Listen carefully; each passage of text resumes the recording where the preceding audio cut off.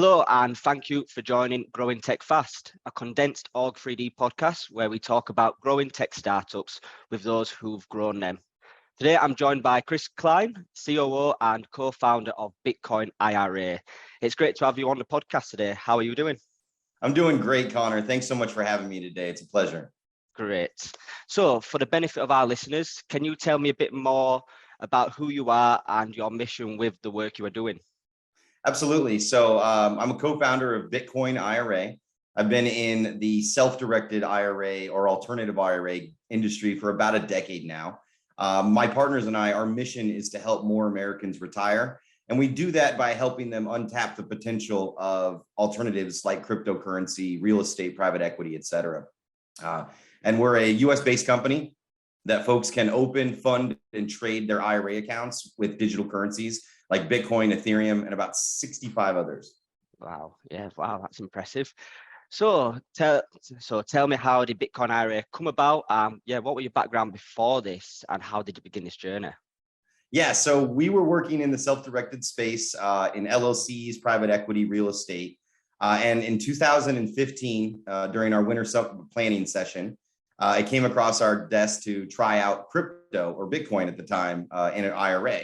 And at the time, none of us had even heard of Bitcoin. So we were a little, not quite late to the game, but we weren't quite the earliest founders. And we just dug in, explored how it works, how it can be protected, and really just had to build a turnkey solution that would allow assets to be held in an IRA securely in custody, which is the standard of an IRA setting and the rules of it, and built out from there what we have today, which is we've got 24/7 trading online or in the mobile app. And it really had to grow into a product that would feed the need of the average retail investor. Bitcoin doesn't sleep, so it's not like a traditional asset. Folks want to have access to it 24/7.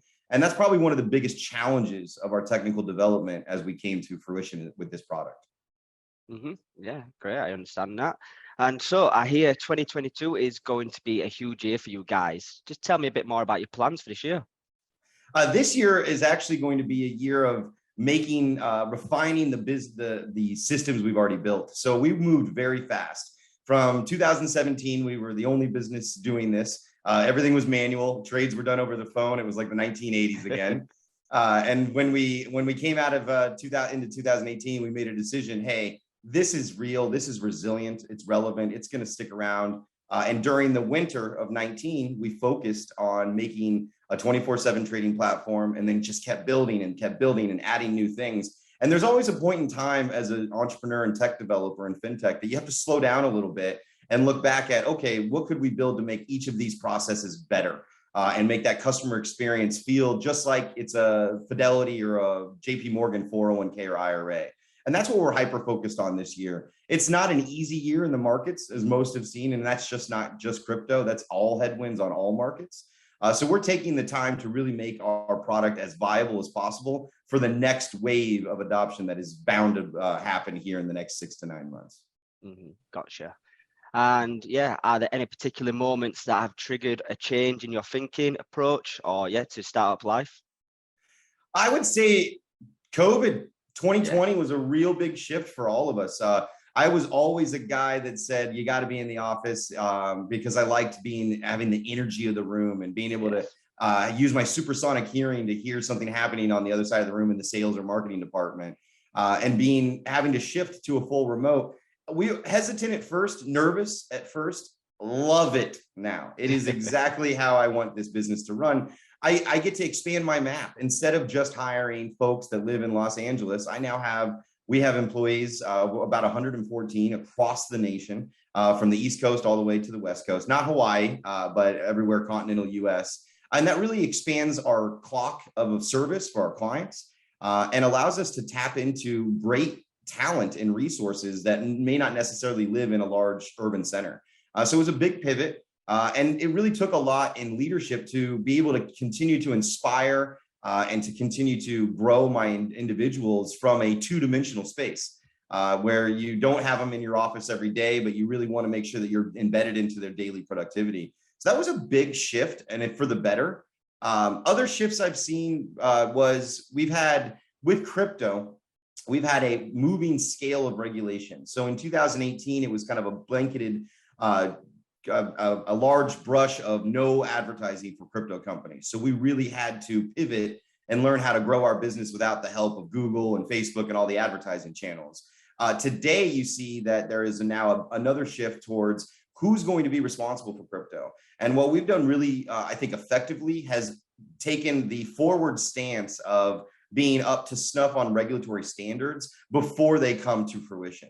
So being in crypto, you've got to be on your toes pretty much every day. It's always a new journey every single day. Yes, it is definitely. And yeah, so if you could, what would you tell 20-year-old you? Oh, 20-year-old me, buy more Bitcoin, buy more Bitcoin. I think a lot of people would be saying the exact same with that. But obviously, other than the obvious, I would say to my 20-year-old self to focus more on empathy.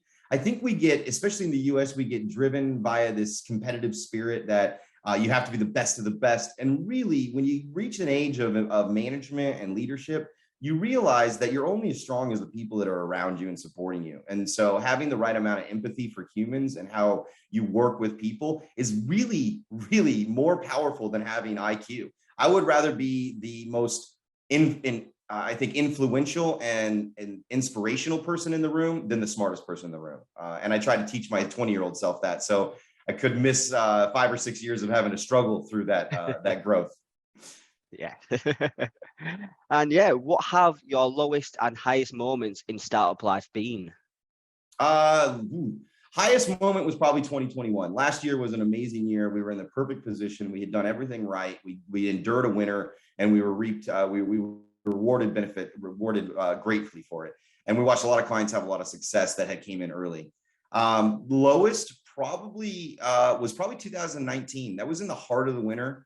And you start questioning am I losing my mind? Is this real? Am I on the wrong path? And it takes a lot of intestinal fortitude and a lot of getting out of your own head.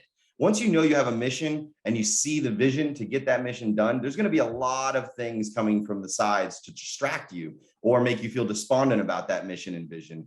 And staying true to your course is not always the easiest path. So I would say 19 was the toughest. It was just darkest days of crypto. Yeah, it was 100%. And yeah, so what are the changes you've noticed in yourself since starting Bitcoin IRA? A lot. I was 27. I'm now 37. It's been about a decade. Yeah. A lot of just changes, no matter what you're doing in 10 years, most humans change in that time period. I would say that biggest thing for me is having become a father. My daughter's 8. She's starting 3rd grade next week here in California. Patience is a huge thing that you grow in the years ahead. And the wisdom to know when you're getting tunnel vision. Tunnel vision happens to all startup entrepreneurs. Because you get just focused in on the mission, and you need to make sure you take in other variables and take a break. Make sure you're not just fixated on something, and that happens a lot where you get focused on the edge cases. So I try to always reply to myself in the 80-20 concept. How much of my client base is impacted by this change or this issue, and not chasing down that rabbit hole to try to make it perfect. Perfection's an illusion. There's not a single system in the world today that's perfect. We just try to aim to get as close to that as we can. Yeah, understand. That's some great nuggets of wisdom there. And so, Chris, who have your role models been throughout your life? Well, I've always been a big fan of JFK and Abraham Lincoln, two very different presidents from very, very different times. One was obviously coming in as our union was being ripped asunder. Another was coming in at a time when a generational shift was happening. The old guard was checking out and a new generation was there. So those two, because of the times they lived and they were so befitting to them, have always been role models to me in the way they managed the chaos that they did have to manage. And then not like in real life, my mentors are amazing. I've had 2 or 3 amazing ones. One back when I lived in Colorado that really taught me the backbone of technology and business. We never really got to market with the business we were working on, but there was so much knowledge that I gained during that time of how technological backbones need to work with networks and systems. And then my current partner and CEO, who just won Entrepreneur of the Year here for California, has been an amazing role model on how to manage empathy, EQ, and really inspire people to reach beyond what their limitations that they gave themselves. So I take it all in. It's great to be around a lot of wise, and I'll always joke, older folks on my board as the youngest guy out there. Yeah, great. And yeah, so what are some of the best bits of advice you've been given throughout your career? Ooh, that's a good one. I think one of the biggest ones is to stay true to yourself. A lot of times, whether you have success or failure, you can make it change you as a human being. And your success and failure in business does not define you as a human. I've had months where we've lost plenty of money as a business, and I still go home and I'm the hero to an 8-year-old little girl, right? And that really puts it in perspective, not to get down on yourself. And then also in tandem, when you have a lot of success, don't let that make your head huge. A lot of folks I see, especially in young entrepreneurs, is they have one big win and then they have this Midas touch feeling where, oh man, I'm so good at this, I could do everything. And you gotta give fate and luck quite a bit of share in your success over time. And you'll find more. But if you lose track of who you are, whether you're winning or losing, then it makes it much more difficult to repeat success. Yeah, completely agree with you. That's some great piece of advice. And so, Chris, what should our listeners do more in 2022? Read. I would say Yes. Read more. This world is changing every day. Just this morning I was on an interview about 30 minutes ago about the CPI index that just came out for the month of August. And the world is shifting. The tectonic plates of our economy and our world are just changing so much. That's why I love Bitcoin, because I think we're going to go through not a revolution, but more of an evolution of our world. Kind of like when internet and email came in. At first it was, that'll be a fad or whatever, but people didn't even understand it. And now it's embedded into our daily lives. And we probably couldn't have gotten through COVID without the technology we have at play today. So I think reading or just staying attuned to what's happening around you, because we are a generation that's going to have to be very agile as things change over time. No, yeah, that's some great piece of advice, and I completely agree with you on that. But yeah, Chris, it's been a pleasure speaking to you, hearing your story and getting some of your wisdom. Thank you to everyone listening, and tune in next time for Growing Tech Fast.